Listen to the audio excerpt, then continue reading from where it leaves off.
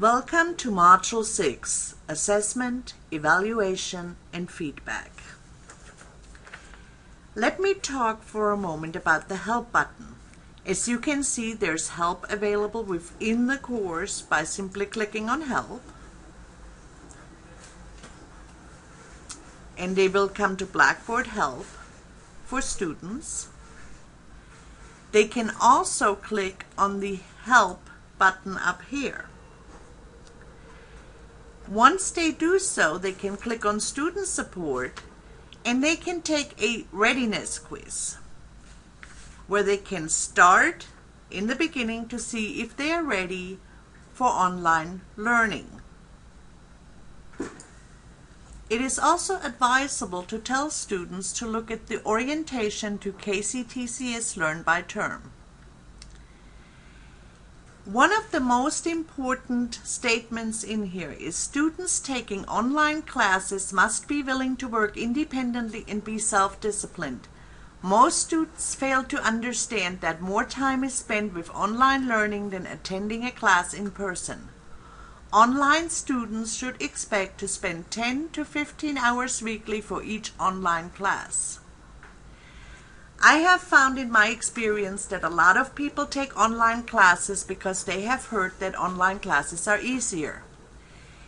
If you make them take this KCTCS orientation in the first week of classes, they will be disabused of this notion very quickly. Let me talk for a moment about aligning multiple assessment activities to learning outcomes. The easiest way I have found to do so is to put the tentative course schedule in there and put the learning objective right on the tentative course schedule, as you can see here on the left-hand blue side, and the assignments on the right-hand side, which is kind of peach. They see that in week 1, you will know how to navigate in Blackboard and send email as well as attached files. You will become familiar with writing as a process consisting of pre-writing, writing, and revision, and you will be introduced to critical thinking and how it applies to reading and writing. They can easily see their learning objective for each week, and it will help the students understand the importance of the assignments that they are having. It is important to provide students with regular feedback on their assignments and the progress in the class. You can include automated feedback in the testing area, for example. You can add feedback, as we have discussed earlier, in the grading center. And as in this case, I also provide feedback under my instructor notes. For example, in week 1, my students were assigned a website evaluation assignment. 2 weeks later, I talk about last week's journal assignment and discuss each of the websites and let them know my reasoning behind it and whether the website was a valid website and a good quality website for resources.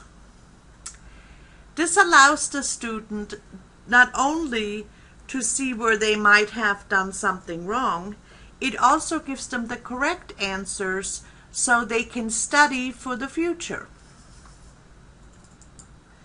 In your course, you also may utilize the early warning system or some type of early alert, which lets you know when a student fails to perform.